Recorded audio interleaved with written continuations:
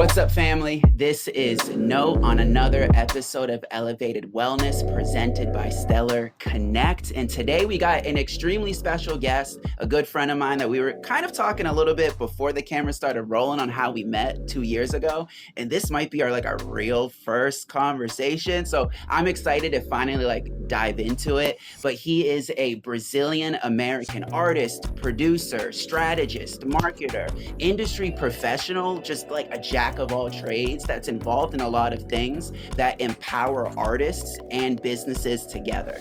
By day, that's what he's doing, empowering businesses and other artists. But by night, he's also an artist himself, self-taught, and really does bring an energy all his own, all centered around growth and empowerment. Well, so with that said, we have Joshua Damata.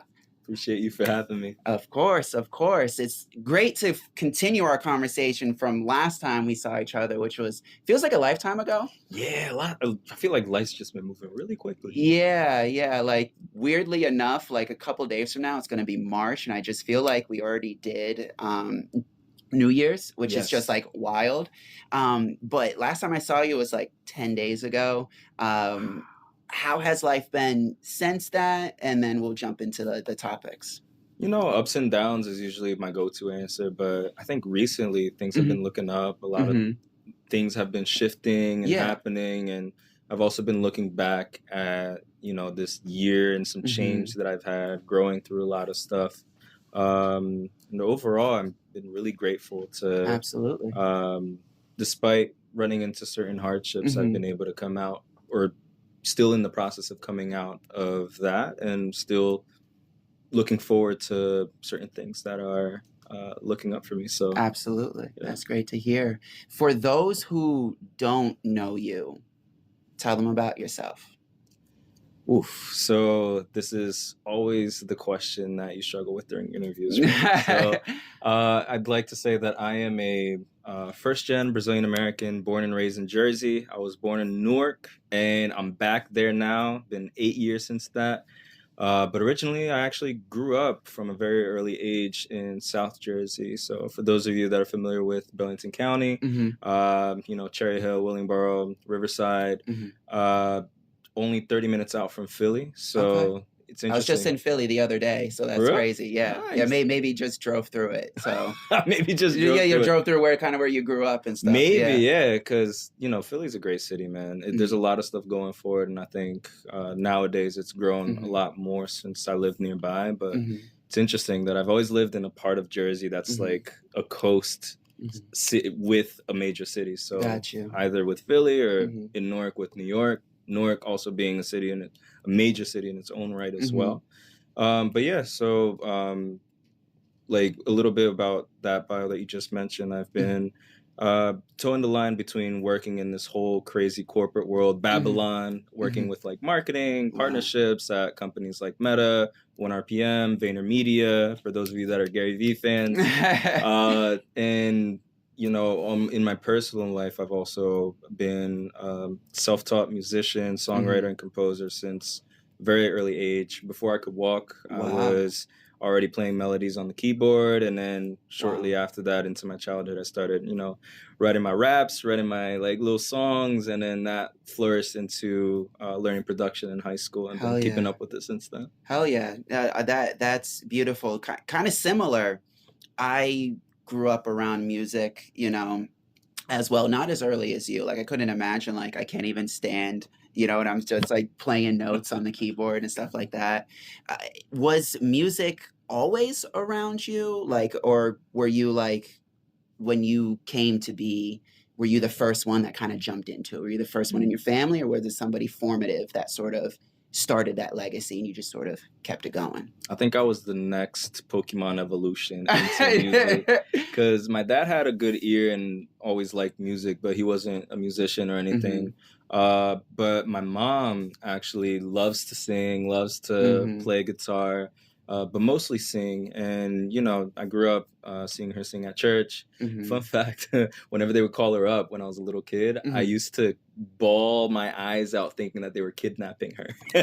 What made you think that? Just like a kid, just like terrified and Yeah, scared. I have Like, very few memories from when I was a kid, but that's a vivid one where you she would. close with your mom, I'm assuming then. Like, Yeah, definitely. Spent most of my life together, or spent most of my life together with her, and since then my mom and my dad have split, but I brought my mom to live with me oh wow. when I moved up to Newark. Mm-hmm. Spent a couple years. Then after I graduated college, I brought her to live with me because I'm all she has. Yeah, yeah, yeah. How did growing up in Jersey? Because I'm not originally from Jersey. Oh, really? I'm actually originally from New Hampshire. So, like, New I know, Hampshire? yeah, way up north in the sticks. I guess you could say a town of nowhere and nothing. Like on the way to school, I drove by cows.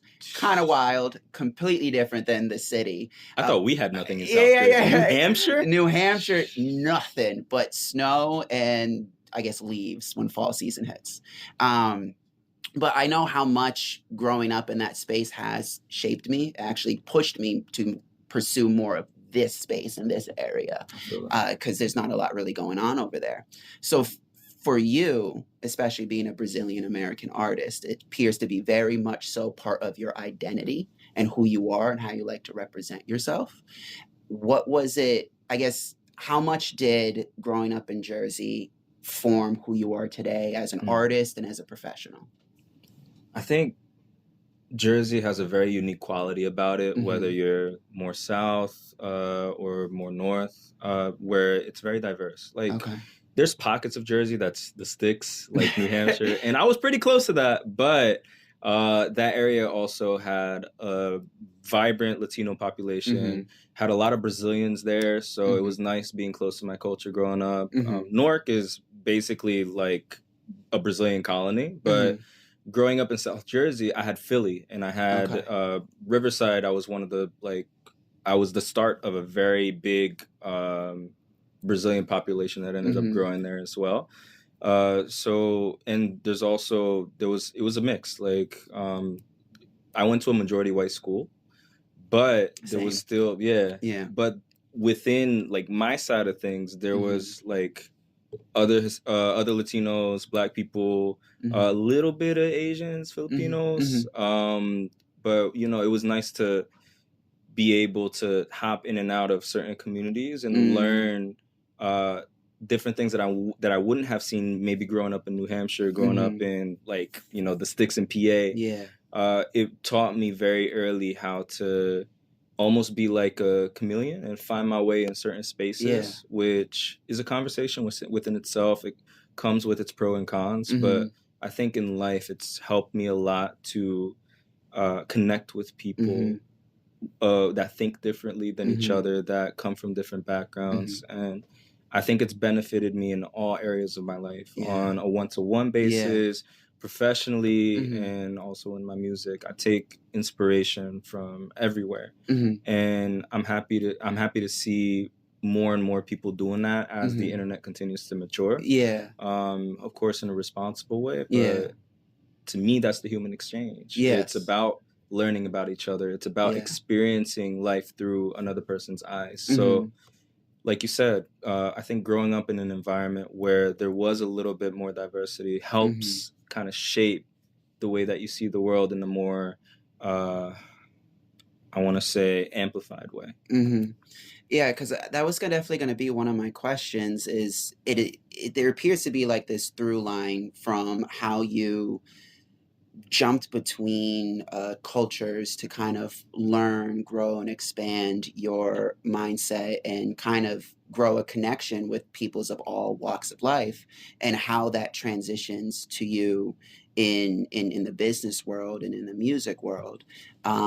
So you would say there's like a direct correlation to like that being your through line and how that kind of manifests in your professional world, as far as, because you work in like marketing and strategy, right? Yep. Yeah. And partnerships as well. And partnerships. So I guess being able to jump between different cultures, does that create a sense of like, you talked about being a chameleon, for instance. Do you kind of like lose yourself in the like who you are through the process of trying to like constantly connect with others? You kind of lose, how do I keep connection with myself? Because I have to fit kind of the story that I want to portray for this circle and help elevate you. But you may lose a piece of yourself in the process. Okay. So that's a very dangerous thing that could happen when you're learning how to navigate different spaces or just in life in general. When life starts hitting you with certain things, it's very easy to lose yourself within that or get distracted by certain things. So I think for me, that's what makes that muscle a double-edged sword, or that skill a double-edged sword. Because like there's a lot of times where I could look back and feel myself losing myself in the pursuit of whatever I'm trying to do. In the pursuit of relating to that other person, I might deprioritize my needs. In the pursuit of fitting into this certain space, or at least just learning how to navigate it. You're not even thinking about fitting in, but about surviving. It could also be very easy to lose certain ways that are more natural for you to communicate, or certain values that you have for the sake of surviving in that space. Yeah. So we can get into code switching with that. Yeah, because I was about to say, like, you say the word survival, and that's a very powerful word. And I can tell you're a person that chooses your words wisely, very similar to I. And what makes you choose that word survival? So I'll back up to tell you a story about myself that I've been thinking a lot about lately to answer that question. So a lot of people, when they meet me, and even people that have spent years with me, would call me an extrovert. But over the years and looking back, looking at my journey, especially from when I was a child, I would actually say that I'm a little shy introvert inside of an extroverted body. So with that comes, okay, how did you learn how to be an extrovert? It was by surviving. So a lot of people develop a shell around them to protect them from either things they're afraid about, or having bad things that happen to them repeat. In my case, the shell that I've developed for myself has been a very expressive, outgoing personality that has allowed me and afforded me to start to be in certain spaces that I didn't feel like I was allowed in or had access to before. And that's a very meta way to go about it, but in all practicality, it was like being able to connect with people better, being able to communicate with people better is what allowed me to develop more friendships, or just navigate social situations a little easier. So to this day, it's something that I've been conscious of. So that's what came to mind when you were asking about that. Yeah, because I can relate. I think there might be a phrase for that where you talked about like being a introvert but an extrovert's body, like an ambivert. Yeah. See, yeah. So like I can relate to that. Especially being a musician myself. Like my social battery goes very, very quick. Especially like you said, when you have to figure out how to navigate certain spaces, and you don't want to come across opportunistic. You want to create authenticity as you're connecting, but being that chameleon in each space can be extremely draining. And one of the things that I think is extremely beneficial is learning how to keep a piece of yourself in every single space. Yeah. How have you gone about, I guess, navigating that, like making sure that like who is Josh, like you keep that in your purview? I think I started to become more purposeful with that going into my 20s. Because at that point, I was starting to build a career for myself, especially on the corporate side of things. So going into it, I already had heard stories about people losing themselves in the pursuit of whatever goals they have. Absolutely. And also, you're connecting yourself to the Matrix, to Babylon. So it also feeds into my worldview where I'm like, oh, how do I maintain the integrity of who I am, of who God called me to be, and that connection with him without being polluted by the patterns that currently run the world. So because of those patterns, a lot of people that start out with good intentions end up being corrupted. So how can I make sure that that doesn't happen to me? That is a meta approach that I had to it growing in, but when being in it, I also had to approach it from a mental health perspective, because like you said, the least I felt like myself in a certain space, the more anxious I would get, trying to figure out what the next thing to say or what the next thing to do was. And it's a very hard balance to maintain who you are while having that hypervigilance of everything going on around you. Yeah. Because you're basically fighting against your fight or flight, like part of your brain. So it's, to answer your question, it was basically trial and error as I went through life, and especially doing it more consciously these last 10 years practically.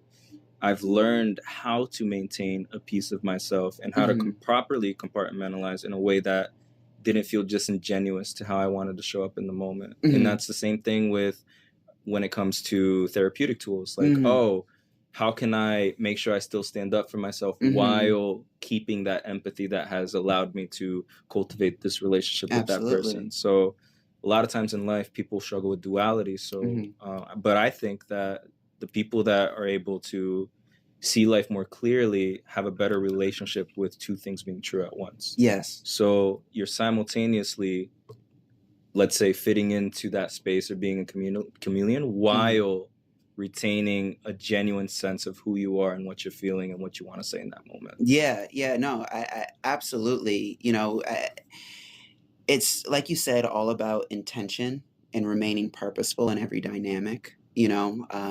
It is an important skill set, like you said, to keep the peripheral on, because I think one of the things that I know I struggle with, and I feel as though a lot of creatives and people in the industry can struggle with, is this kind of pursuit in the arts, whether professional or as an artist yourself, is a pursuit of passion. So we oftentimes put our entire being in this. It's front facing. It's an emotional experience.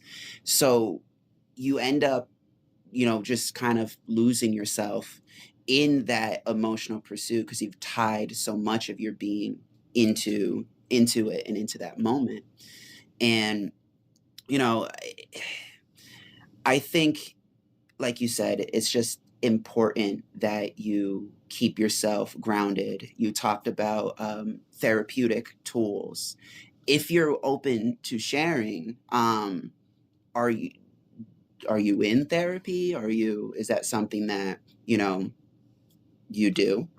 Oh yeah, therapy's become a very important pillar in my life. So using those tools and being able to rely on those sessions to help me make sense of what was happening to me, or what I was feeling, and just about how to navigate certain things in life that I didn't have those tools before to properly navigate. To me, it has been life-saving. Absolutely. So it's allowed me to learn how to self-regulate, which is very important. So if you're like me and you struggle with anxiety, with depression, and most recently with some PTSD as well, it becomes paramount for you to be able to catch when things are starting to bubble up or when that feeling is starting to hit earlier, and put in place certain small things that you can do to recenter yourself, to get yourself a little bit out of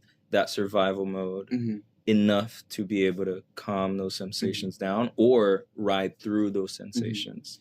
If you don't mind me asking, I think a lot of people would feel even more connected to like a direct example. Like, has there ever been a moment where you're in a professional space or you're performing and you feel that anxiety, that panic take over? Has that happened, and how have you handled it? That exact scenario is the reason why I started therapy in the first place. Really? So I already had certain things going on health-wise that could have been caused by anxiety, like gastritis, which is a stomach condition. But I didn't really know much about it, and I just thought I was stressed. But I was going at 150% going into my 20s that by the time I reached maybe towards my mid-20s back in like 2021, 2022, I was working at a place that was operating very lean in terms of very few people doing a lot of work, a lot of clients signing on. So a lot of businesses operate that way at the cost of their employees. Absolutely. Burnout's a real thing. And I was one of them. That was the first time that I've experienced true burnout, and it came married with panic attacks.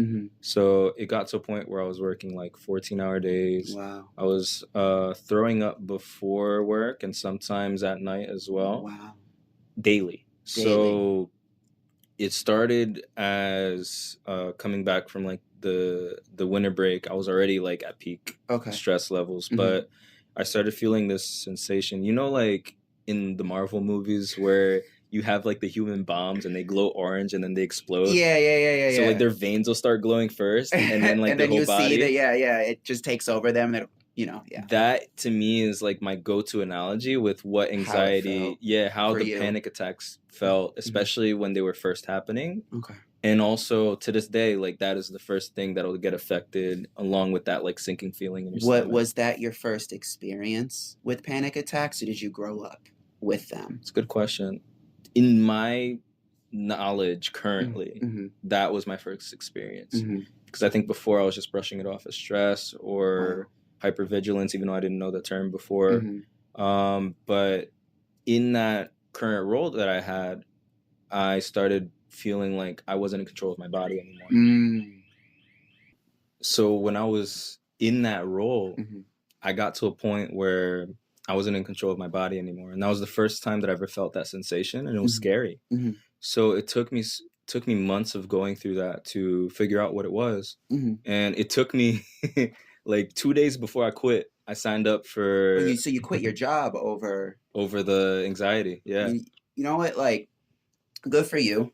I do want to highlight that moment for a second, because I feel as though, especially in this day and age, a lot of people feel stuck, that there is no choice. And I understand, right?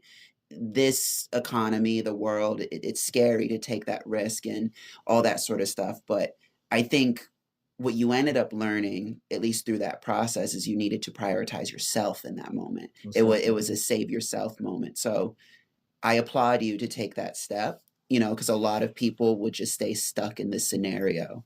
So good for you for recognizing the job wasn't more important than your health. Yeah, and you should definitely clip that. Yeah. So I started reaching that conclusion that I needed to walk away, but I didn't really pull the trigger until a couple of days before that.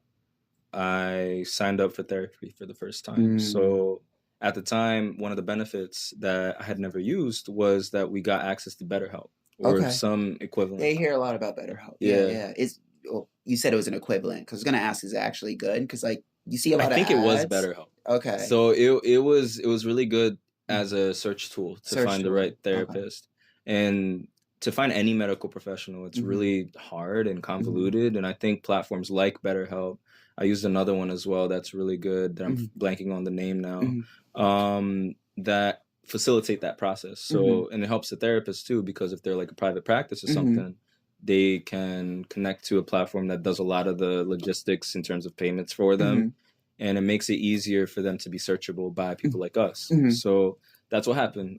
Looked someone up, and it wasn't that was my first time. And finding a good therapist is like finding a good, finding a girlfriend or boyfriend or a partner, where you got to date a little bit sometimes to figure out the right fit for you. And so you went through a couple before you ended up deciding. And I do want to get back to that, but that first therapist, that conversation is what drove me to quit the role, because then I started finding out, okay, I have a name for this now. It's called anxiety. And the main driver behind this anxiety and me not feeling control over my body anymore is my current job. So that is actually what drove me to make the choice of leaving my first ever place of employment, period. I had never left somewhere before that. And the only other time that I had lost a role was a layoff. Okay. So that was a really scary thing to do for the first time, especially in the height of the pandemic. Yeah. So Everything's shutting down. Jobs are extremely limited. yep. So to go through a layoff, yeah. And there was a lot of family stuff going on at the time. So right after that, we had to go to Brazil on a whim. Okay. And it was also my mom's first time going back to Brazil because she got her green card later in life through me. So it was only like a year or two after that. So there was all this going on. So I'm glad I was able to walk away early enough to go with her, because if I had stayed, I wouldn't have been able to witness my mom's first time back in her home country. And nor would I have gotten to be with my grandma, where that moment in time was the first step in her life's decline. Okay. So, there was a lot of important reasons why it was important for me to leave where I was at. Yeah.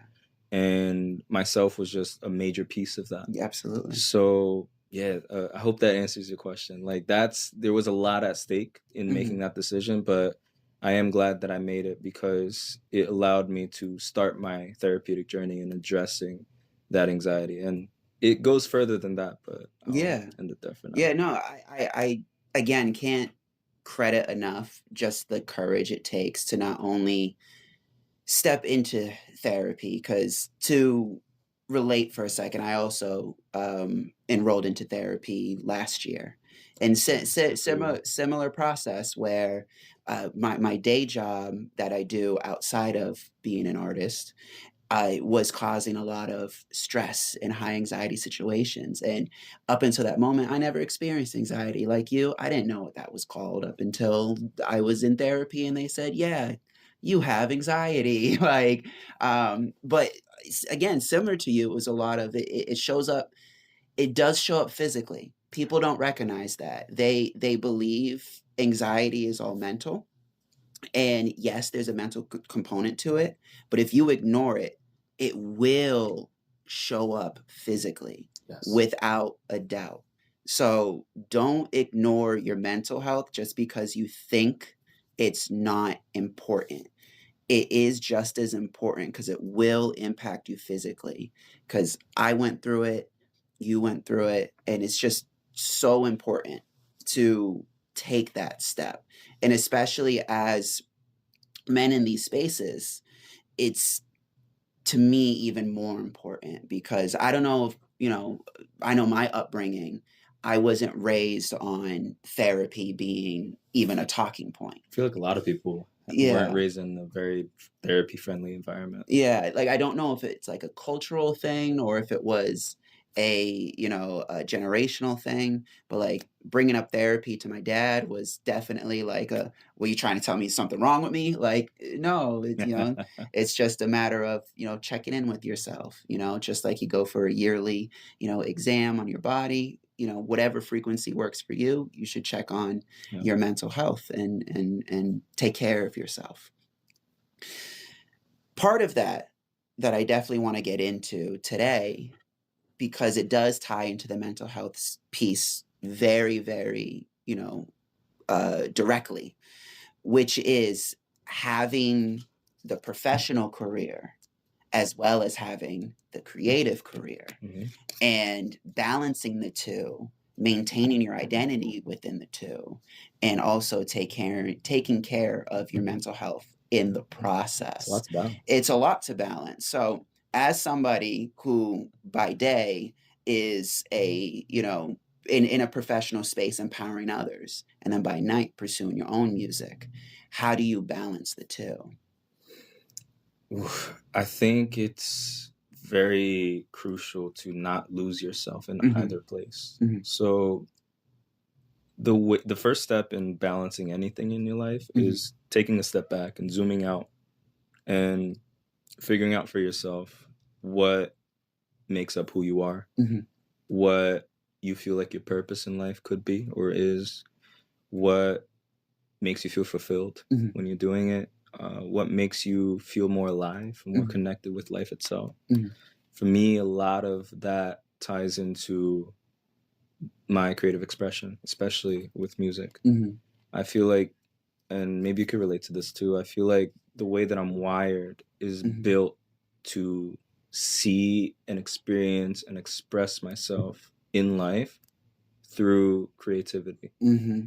Regardless of whether I'm working in a more corporate environment or if I'm working on, let's say, a song. To me, a lot of those same muscles are at work. What allows me to be good at one is what makes me good at the other thing as well. And I think there's a misconception where people think that those two worlds are siloed from each other.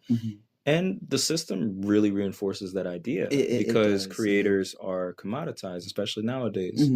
But in the practical sense of what allows you to be, let's say, a visionary, to see something come to life when it was just an idea, that muscle is what allows someone to be a good painter, another person to be a great artist, and another person to be a great strategist or marketer.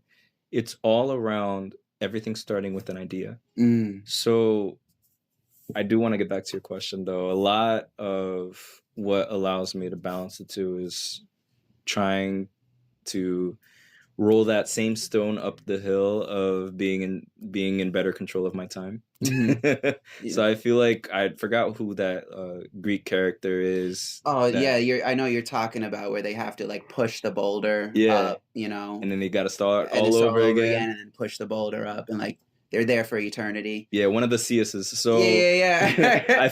I feel that way when it comes to balancing my art and craft with what gives me my daily bread.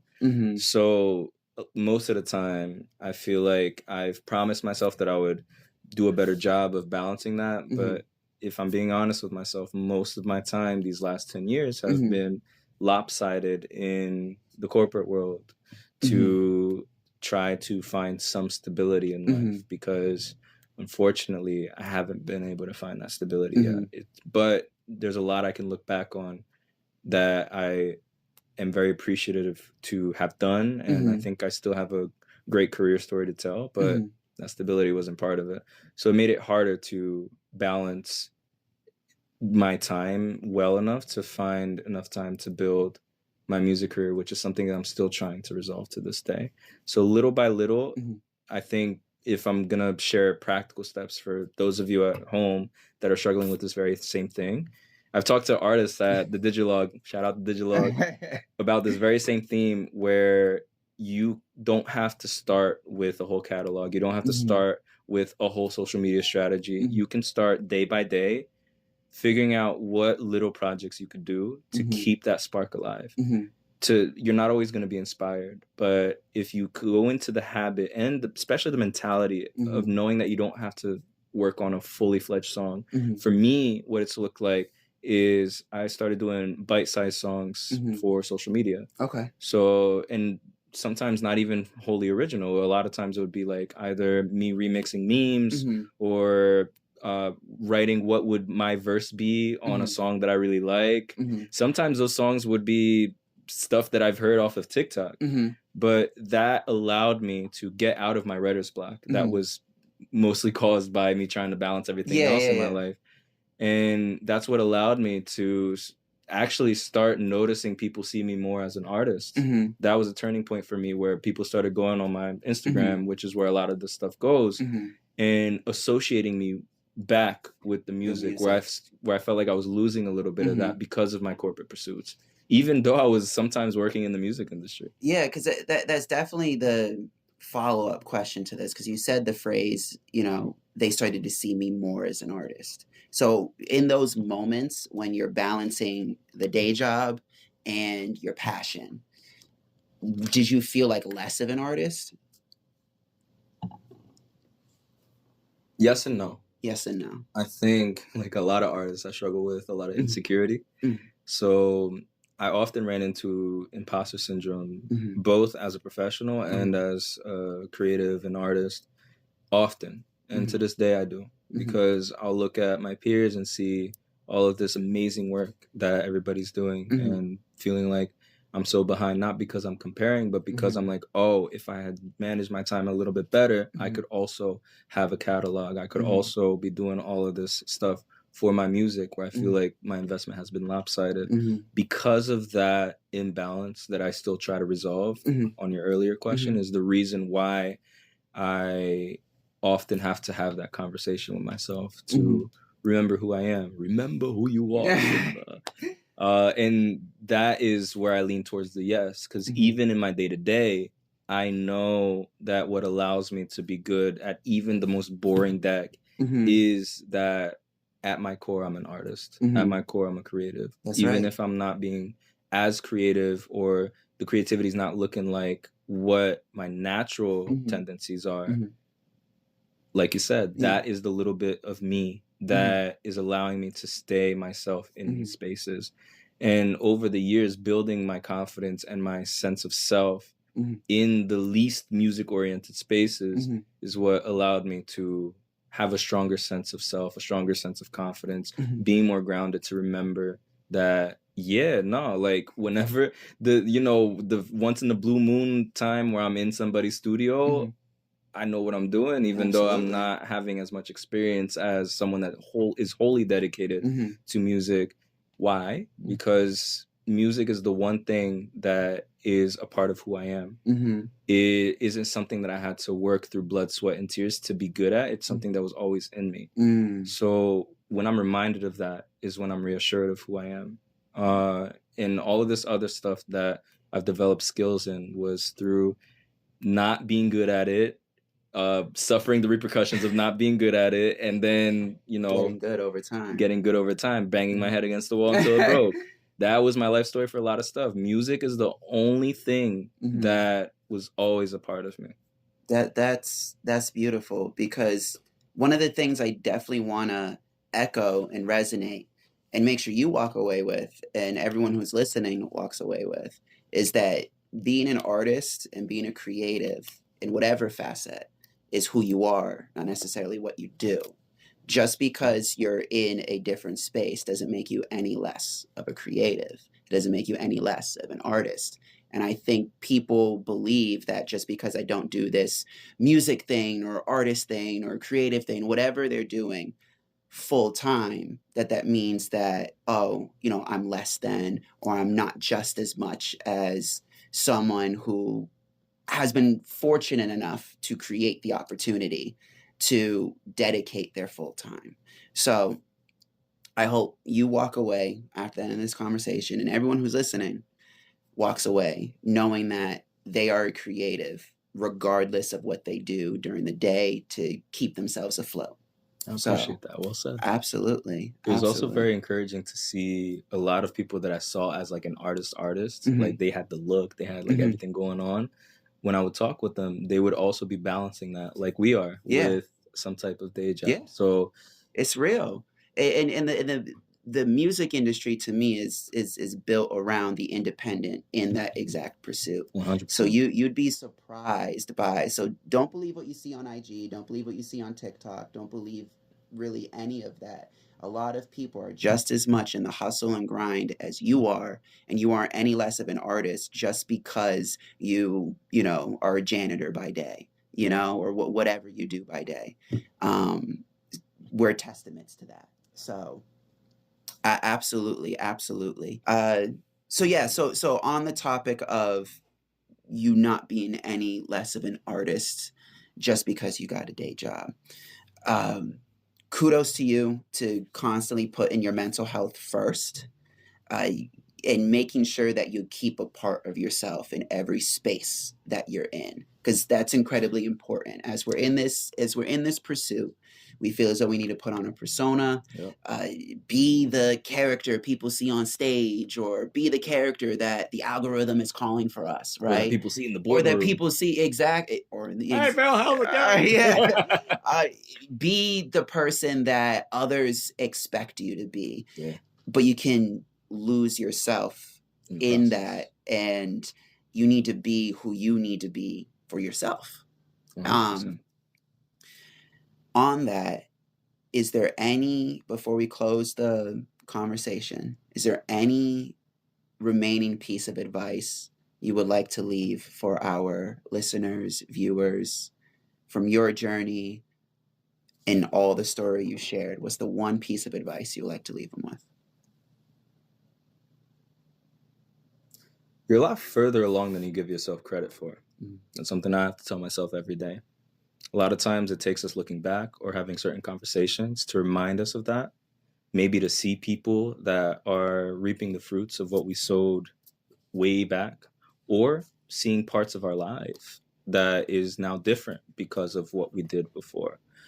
And a lot of times I feel like, especially nowadays in the advent of this social media age we're living through, a lot of us are dreamers, and we hold that dream on a pedestal that's so high that we beat ourselves up for not being there yet. So whether you consider yourself a perfectionist, whether you consider yourself a dreamer, a creative, you can run into that a lot. But realize that everything has a process, and some processes take a lifetime. It's a lifetime journey. So what I've learned from that is a lot of things in life are this word called iterative. That means that you're constantly tweaking. It's like some of us in the lab, we're constantly tweaking that mix, removing 2 dB there, carving out some space in that. The work is never done, and that's your life as well. So make sure that you're taking time to take care of yourself along that journey, to make sure that you have the air in your lungs to make it there. Don't let yourself burn out, or don't let your body stop you when it's time to take a step back and pause, because sometimes those 3 steps back allow you to take 10 steps forward in the future. But everybody's life is an amalgamation of steps back, steps forward, steps sideways that together become their life's experience and how other people experience them. So be patient with yourself. Thank you for that. Like I got chills personally. Like that was so beautifully put, so well said. I genuinely hope you've enjoyed your time and your conversation with us here at Elevated Wellness. Before we let you go, so people can hear even more wise words from you in your music or in the professional space, whatever, where can people find you? You can find me through typing my name anywhere. So at Joshua Damata, or if you search my full name, Joshua DA space MATA, you'll find me where you need to be. Oh yeah. Appreciate you. Appreciate you, Thank bro. you for coming out. Much love. This has been another episode of Elevated Wellness presented by Stellar Connect. Talk soon.